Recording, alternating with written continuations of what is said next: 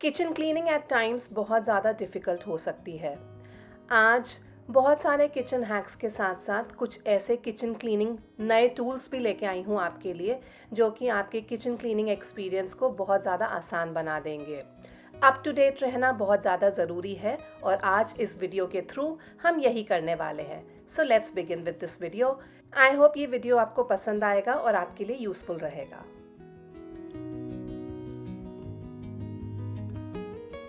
आज सबसे पहले बात करूंगी इस खलबट्टे की। ये मेरा स्टोन का खलबट्टा है, काफ़ी ज़्यादा हैवी है, अराउंड 4 किलो वेट है इसका। आपने मुझे अक्सर इसे यूज़ करते हुए देखा ही है। इसके साथ ही साथ मेरे पास एक छोटा वाला खलबट्टा भी है जो कि स्टील का है। ये छोटा भी है और इसका वेट भी बहुत ज़्यादा नहीं है, काफ़ी हल्का सा है। कौन सा खलबट्टा लेना चाहिए, कौन सा सही रहता है, उसको लेने के बाद उसकी क्लीनिंग कैसे करनी है और उसके बाद उसको यूज़ कैसे करना है, इन सभी बातों के बारे में आज बात करने वाली हूँ मैं। तो जैसे कि मैंने आपको बताया कि मेरे स्टील वाला जो खलबट्टा है वो काफ़ी छोटा है और हल्का भी है। अब हल्का होने की वजह से ये मैं ज़्यादा यूज़ नहीं कर पाती हूँ, क्योंकि जो भी मैं इसमें कूटती हूँ वो सही से नहीं कुटता है। ज़्यादा से ज़्यादा अब मैं इसमें अदरक कूटती हूँ, जो कि मेरे चाय बनाने में काम आती है, या छोटी मोटी चीज़ें, उससे ज़्यादा इसका यूज़ नहीं है मेरे घर पे। तो जब भी आप खलबट्टा लें तो हमेशा याद रखिएगा कि स्टोन का खलबट्टा बहुत अच्छा रहता है, क्योंकि उसका वेट बहुत ज़्यादा होता है, वो काफ़ी हैवी होता है।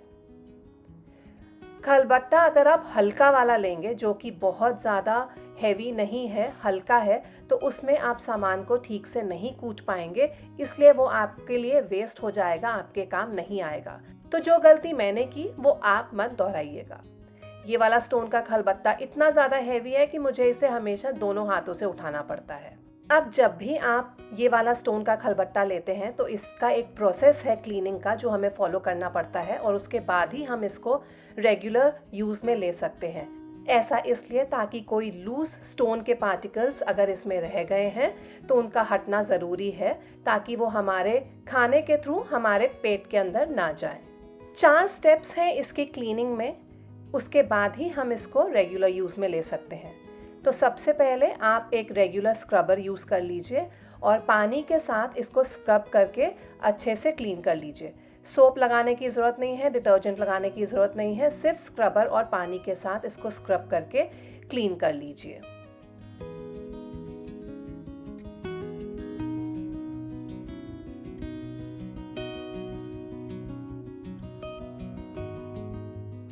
उसके बाद इस धुले हुए खलबट्टे में मैं डाल रही हूँ चावल।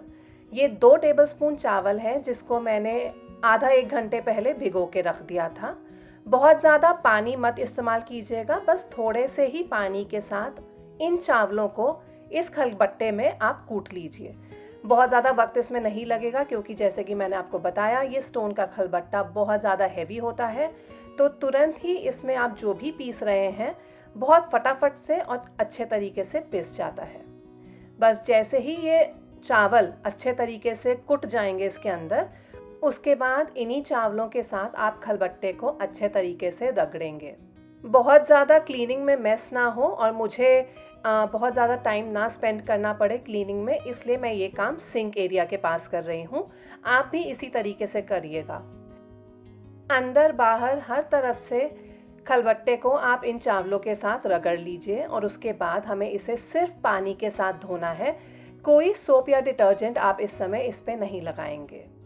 एक बार बस चावल हमने अच्छे से रगड़ लिए, बस पानी के साथ इसको धो लीजिए।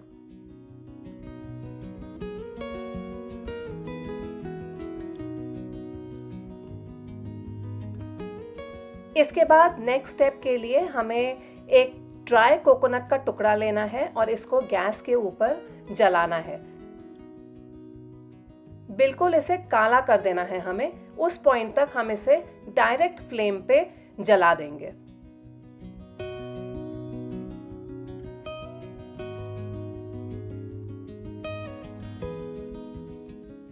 अब इस जले हुए कोकोनट को हम खलबट्टे में लेंगे और लेंगे थोड़ा सा नमक, और दोनों ही चीज़ों को अच्छे से कूट लेंगे। कूट के हमें इसका पाउडर बना देना है। Again this will not take much of a time, 1 minute में ही ये काम आपका हो जाएगा। और जैसे ही ये काला पाउडर आपको मिल जाए तो इस काले पाउडर के साथ हमें पूरे खलबट्टे को रगड़ना है, ठीक उसी तरीके से जैसे हमने चावलों को रगड़ा था। अंदर बाहर हर तरफ से यही करना है। पूरे खलबट्टे पे इस काले पाउडर को लगा लेने के बाद इसे हमें सिर्फ पानी से ही धोना है, डिटर्जेंट या सोप के साथ नहीं। पानी के साथ इसे रिंस कर लीजिए and then we will move to the last step of this cleaning. और उसमें हम इस खलबट्टे के ऊपर लगाएंगे तेल। आप कोई भी तेल यूज़ कर सकते हैं, मैं यहाँ पे सरसों का तेल यूज़ कर रही हूँ। और साथ में लूँगी थोड़ा सा हल्दी पाउडर। तेल और हल्दी को मिला के आप पूरे खलबट्टे पे रगड़ दीजिए, अंदर बाहर हर तरफ से, दोनों चीज़ों पे आप इसको लगा दीजिए। और अब इस तेल और हल्दी को इस पूरे खलबट्टे पे लगा देने के बाद हमें इसे छोड़ देना है फॉर एटलीस्ट 8 to 10 आवर्स या फिर ओवरनाइट।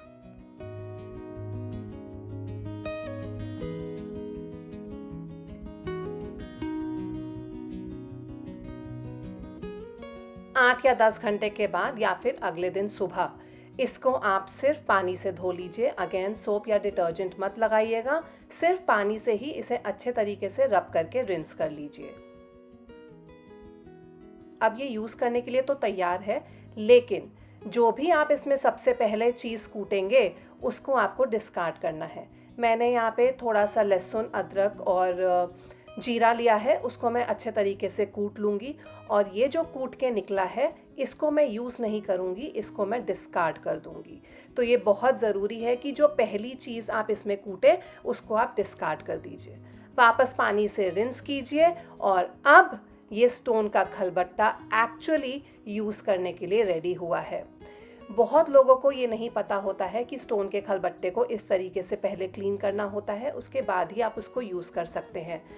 तो प्लीज़ जब भी आप स्टोन का खलबट्टा लें तो इसकी क्लीनिंग पे ज़रूर ध्यान दीजिए और इस वीडियो को ज़रूर उन सभी लोगों के साथ शेयर कीजिएगा जहाँ पे आपको लगता है कि ये वीडियो यूज़फुल रहेगा उन लोगों के लिए।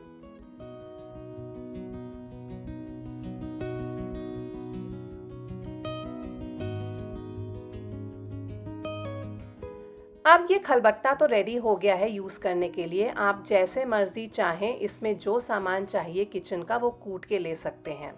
लेकिन जब भी हम इसमें चीज़ों को कूटते हैं तो बहुत ज़्यादा आवाज़ आती है, बहुत ज़्यादा हैवी है ये खलबट्टा।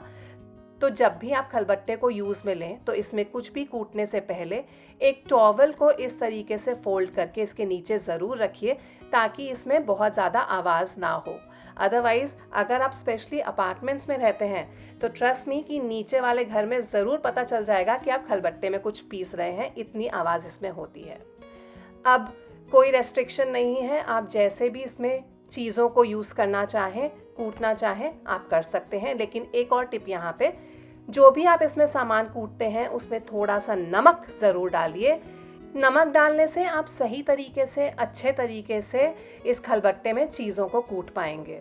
और स्पेशली अगर आप ड्राई मसालों को कूट रहे हैं तो वो चीज़ें बाहर उड़ उड़ के नहीं आएंगी और बेहतर तरीके से इसमें पिस जाएंगी।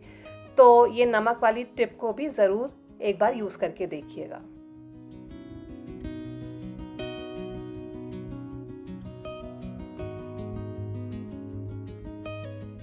ये वाली रैक आप सभी ने बहुत बार मुझे यूज़ करते हुए देखा है और बहुतों ने इसके बारे में मुझसे इंक्वायरी भी की थी।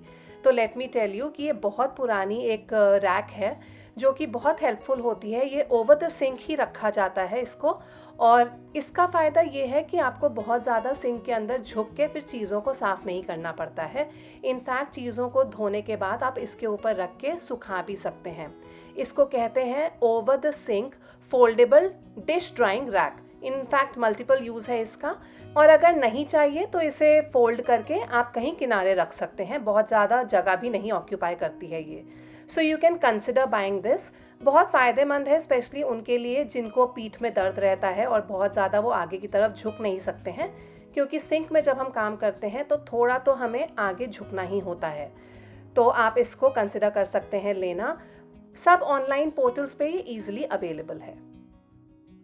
सिंक एरिया में इस तरीके की जाली रखना बहुत ज़रूरी है ताकि कोई भी वेस्ट जो किचन का इसके अंदर गिरता है वो नाली में ना जाए और नाली ब्लॉक ना हो। बेहतर रहेगा कि ये वाली जो जाली होती है वो आप स्टील की ही लें, क्योंकि स्टील इजी टू मेंटेन है, आए दिन वो ख़राब नहीं होता है और लंबा चलता है। तो बार बार आपको ख़रीद के उसको रिप्लेस करने की ज़रूरत नहीं पड़ेगी। अगर आप उसे ठीक से क्लीन करते रहेंगे तो वही सालों दर साल चलती रहती है।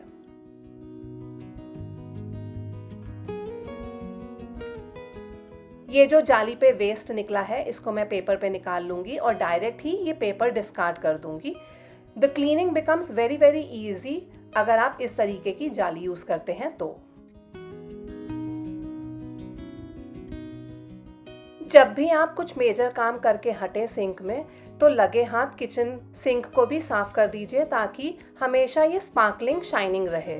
बेस्ट तरीका स्टील के सिंक को साफ करने का ये है कि आप इसमें थोड़ा सा नींबू का रस छिड़किए और डालिए नमक या फिर बेकिंग सोडा, दोनों में से आप कुछ भी यूज़ कर सकते हैं। बेकिंग सोडा ज़्यादा इफेक्टिव रहेगा, हालांकि नमक भी वर्क्स इक्वली वेल। और नींबू के ही साथ इस सिंक को आप अच्छे से स्क्रब कर लीजिए। कोई स्क्रबर अलग से यूज़ करने की ज़रूरत नहीं है, नींबू का छिलका ही बहुत अच्छा काम करता है इसको स्क्रब करने के लिए।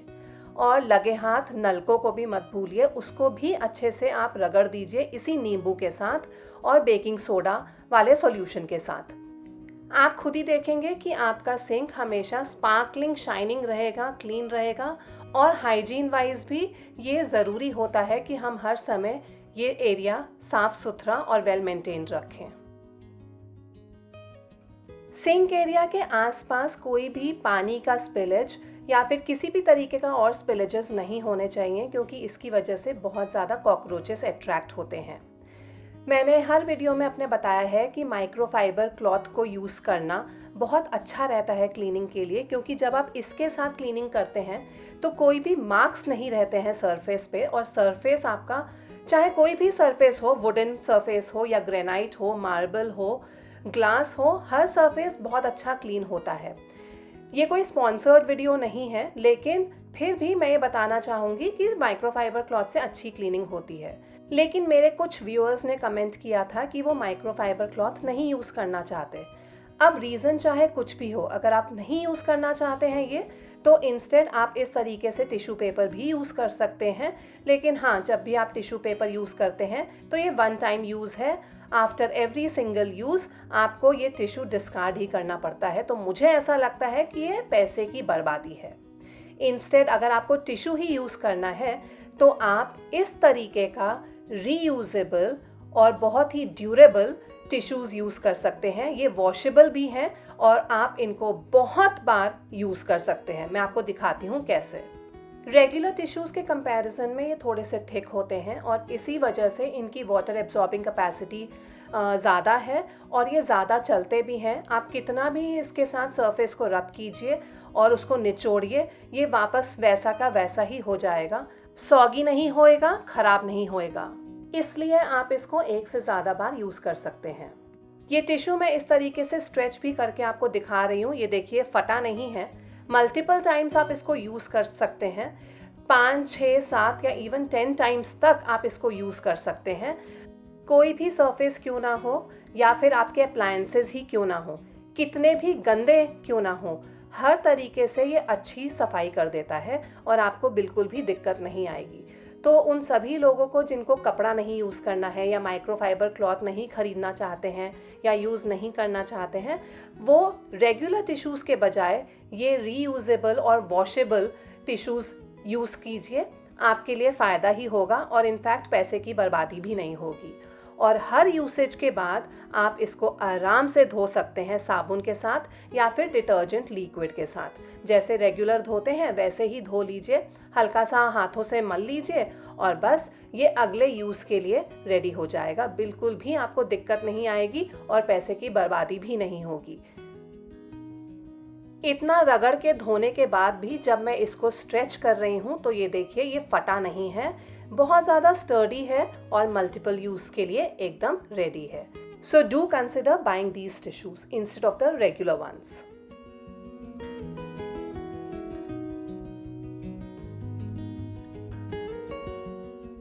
इनफैक्ट एक और बहुत ही फ्री फंड का उपाय है। हम सबके घरों में कुछ ना कुछ कपड़ों की कतरनें होती ही हैं या फिर वेस्ट कपड़े होते हैं या फटे पुराने कपड़े होते हैं उन सबको बिल्कुल ऐसे ही डिस्कार्ड कर देने के बजाय आप उनके छोटे छोटे पीसेस इस तरीके से काट के एक कंटेनर के अंदर रख सकते हैं। मैं इस तरीके से एक बर्नी के अंदर रखती हूँ ताकि देखने में भी ये ख़राब ना लगे। ऐसी बहुत सारी कतरनों से ये बर्नी भरी हुई है। अब ये कतरन मैं क्यों यूज़ करती हूँ, कोई भी इस तरीके का स्पिलेज हो, जैसे कि यहाँ पे देखिए तेल गिरा हुआ है, तो ये बहुत ही चिकट हो जाता है। अगर हम इसको कपड़े से साफ़ करते हैं फिर कपड़े को धोएंगे, बहुत ज़्यादा मेस वाला काम हो जाता है। इंस्टेड आप ये कतरन यूज़ कर सकते हैं। वैसे भी वेस्ट फैब्रिक से ही हमने ये कतरनें काट के रखी हैं, तो इसको आप इस तरीके से पोंछने के काम में ले सकती हैं और उसके बाद इस कतरन को डायरेक्ट डस्टबिन में डाल के डिस्कार्ड कर दीजिए। धोने का झंझट नहीं है इनको और आपको संभाल के भी रखने की ज़रूरत नहीं है। डायरेक्ट डिस्कार्ड कीजिए और आपका काम हो गया। घर में बर्तनों को धोने के लिए, स्पेशली स्टील पीतल वगैरह के बर्तनों को धोने के लिए, उनको अच्छे से स्क्रब करके सारे ज़िद्दी दाग निकालने के लिए हम अक्सर ये स्टील स्क्रबर यूज़ करते हैं।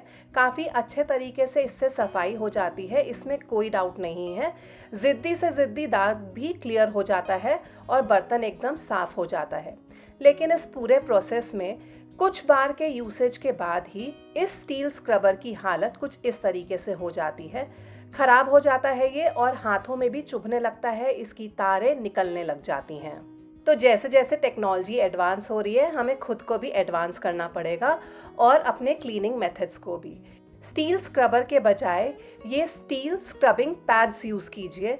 ये बहुत ज़्यादा अच्छे होते हैं, इनकी तारें नहीं निकलती हैं। मल्टीपल टाइम्स आप इनको यूज़ कर सकते हैं। रेगुलर स्टील स्क्रबर के मुकाबले ये 10 गुना ज़्यादा चलता है। सबसे बड़ी बात, ये हाथों में चुभता नहीं है। यूज़ करने का तरीका अलग नहीं है। इसको गीला कीजिए, इसमें डिश वॉशिंग लिक्विड लगाइए या फिर सोप लगाइए और अपने बर्तनों को घस लीजिए। तरीका वही है, लेकिन अपग्रेड करना ज़रूरी है। बेहतर टूल जो हम यूज़ करते हैं किचन में, उससे हमारा एक्सपीरियंस लविंग हो जाता है, बेहतर हो जाता है और हमें भी काम करने में मज़ा आता है। हमें आलस नहीं आएगा और चिड़चिड़ नहीं मची रहेगी। तो समय के साथ ये अपग्रेड करना बहुत ज़्यादा ज़रूरी है। बर्तनों को धोने के बाद रेगुलर तरीके से जैसे आप अपने स्टील स्क्रबर को धो के रखते हैं, वैसे ही इस स्क्रबिंग पैड को धो के रख लीजिए। अब आपके हाथ भी ख़राब नहीं होंगे, हाथों में आपको कुछ लगेगा नहीं और ये भी स्क्रबिंग पैड भी आपका बहुत ज़्यादा लंबा चलेगा। सो आई थिंक ये इन्वेस्टमेंट एकदम वर्थ है। आपका इस बारे में क्या विचार है, मेरे साथ अपने थॉट्स कमेंट सेक्शन में नीचे ज़रूर शेयर कीजिएगा।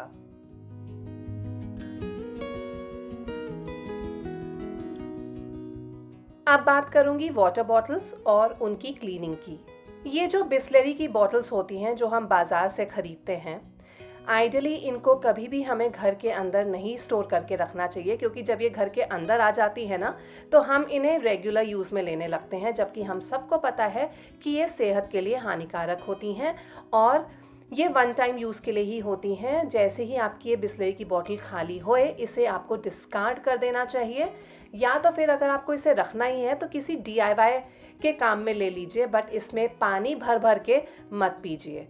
इंस्टेड कॉपर की बॉटल्स या फिर स्टील की बॉटल्स बहुत अच्छी होती हैं यूसेज में लाने के लिए। अगर बहुत छोटे बच्चे हैं आपके घर में तो मैं टपरवेयर भी रेकमेंड करती हूँ, क्योंकि ये हाई क्वालिटी प्लास्टिक से बने हैं, इसलिए ये सेहत के लिए ख़राब नहीं होते हैं। जहाँ बच्चे इन्वॉल्व हो जाते हैं तो वहाँ पे मैं सिरेमिक या फिर ग्लास रेकमेंड नहीं करती हूँ यूज़ करने के लिए। इंस्टेड स्टील, कॉपर या फिर टपरवेयर जैसा प्लास्टिक आप यूज़ में ले सकते हैं।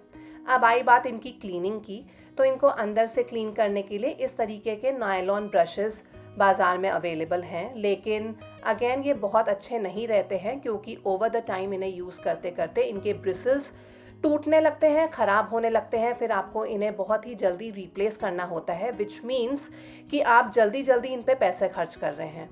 इंस्टेड अगर आप इस तरीके के सिलिकॉन ब्रशेस यूज़ करेंगे तो क्लीनिंग भी अच्छी होगी, ये जल्दी ख़राब नहीं होते हैं और आपको इन्हें जल्दी जल्दी रिप्लेस नहीं करना पड़ेगा।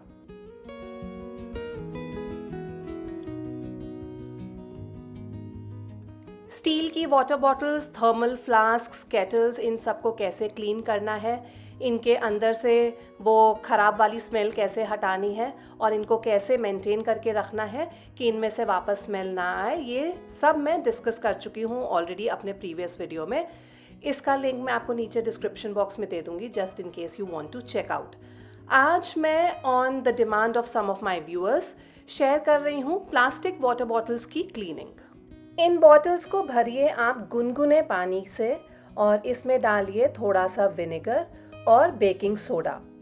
इन तीनों चीज़ों का जो रिएक्शन होगा उससे इसके अंदर की स्मेल और गंदगी दोनों ख़त्म हो जाएंगी। थोड़ी देर बॉटल्स को आप इस सॉल्यूशन के साथ छोड़ सकते हैं, लाइक फॉर 15-20 मिनट्स या फिर मैक्सिमम आधे घंटे के लिए। उसके बाद बॉटल्स को अच्छे तरीके से शेक कर लीजिए और सिलिकॉन ब्रश को यूज़ करके आप अंदर से स्क्रब कर सकते हैं। सिर्फ बेस ही नहीं, बॉटल के साइड्स को भी इस सिलिकॉन ब्रश के साथ बहुत अच्छे तरीके से स्क्रब कीजिए ताकि हर तरफ से ये क्लीन हो जाए। दूसरी वाली बॉटल बहुत ज़्यादा गंदी नहीं थी, इसलिए मैंने सेम सॉल्यूशन इस दूसरी बॉटल में भी डाल लिया है और इसको मैं अब ब्रश के साथ स्क्रब कर लूँगी। अगर हर बॉटल आपकी बहुत ज़्यादा गंदी है तो इस सॉल्यूशन को डाल के आपको 20 मिनट या फिर आधे घंटे तक उसको छोड़ना ज़रूरी है ताकि ये जो सॉल्यूशन है, इसका जो केमिकल रिएक्शन होगा उससे अंदर की गंदगी और स्मेल दोनों ख़त्म हो जाएं।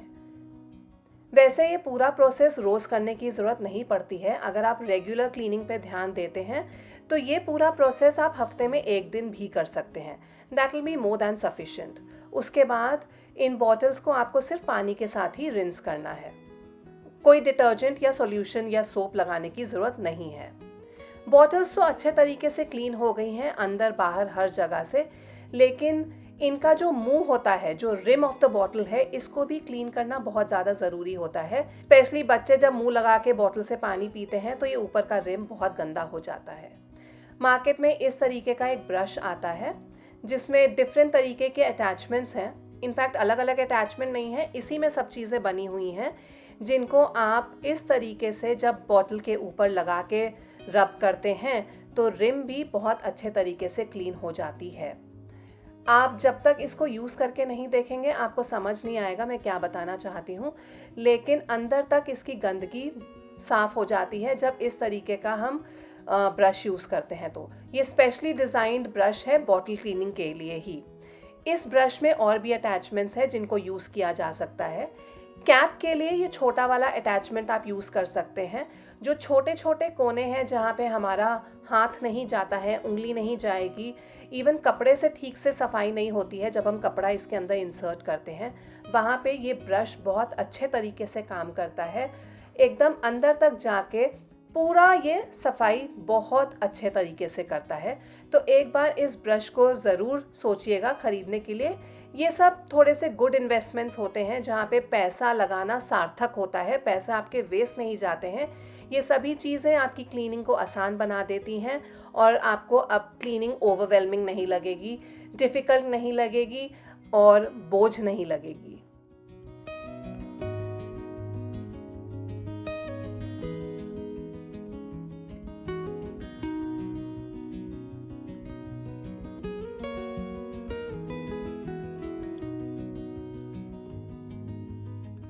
मैंने अपने पिछले एक वीडियो में बताया था कि किचन सिंक के पास मैं इस तरीके से एक टोकरी ज़रूर रखती हूँ जिसमें मैं बर्तन धो के रखती हूँ। इस टोकरी के नीचे एक ड्रेनेज ट्रे है जिसकी वजह से सारा पानी नीचे सिंक में डायरेक्टली गिरता है और ऊपर का किचन प्लेटफॉर्म गंदा नहीं होता है, जिसकी वजह से मुझे एक्स्ट्रा क्लीनिंग में नहीं लगना पड़ता। लेकिन टाइम टू टाइम इस टोकरी को भी धोना बहुत ज़्यादा ज़रूरी है क्योंकि ये ड्रेनेज ट्रे जो नीचे लगी होती है ये बहुत ज़्यादा गंदी हो जाती है। सिर्फ ड्रेनेज ट्रे ही नहीं, ऊपर वाली बास्केट को भी regularly time to time clean करना ज़रूरी है। किचन में हमारा मैक्सिमम टाइम बीतता है लेकिन फिर भी हम कुछ कुछ चीज़ों को भूल जाते हैं। नहीं भी भूलते तो इतना काम होता है कि कुछ चीज़ें रह जाती हैं, लेकिन ये कुछ ऐसी बातें हैं जिनको हम मिस नहीं कर सकते हैं। हाइजीन वाइज भी ये ठीक नहीं होगा अगर हम इन सब की क्लीनिंग भूल जाएंगे। तो आज के वीडियो में बस इतना ही था। आई होप आज की किचन टिप्स, हैक्स और स्पेशली ये सारे किचन क्लीनिंग टूल्स आपको पसंद आए होंगे। जो सारे प्रोडक्ट्स मैंने आज वीडियो में दिखाए हैं उनमें से कोई भी स्पॉन्सर्ड नहीं था। ये सब मेरे पर्सनल एक्सपीरियंस के बेसिस पे मैंने आज शेयर किया है क्योंकि मैं इनके साथ फुली सेटिस्फाइड हूँ, तो आई होप ये सारे प्रोडक्ट्स यूज़ करके आपको भी बहुत अच्छा लगने वाला है और आपका एक्सपीरियंस भी अच्छा होने वाला है। विद दिस अब मैं लेती हूँ अलविदा, मिलूंगी जल्द ही अपने अगले वीडियो में आप सबके साथ। Till then keep smiling, keep watching and I will be back soon. Bye bye.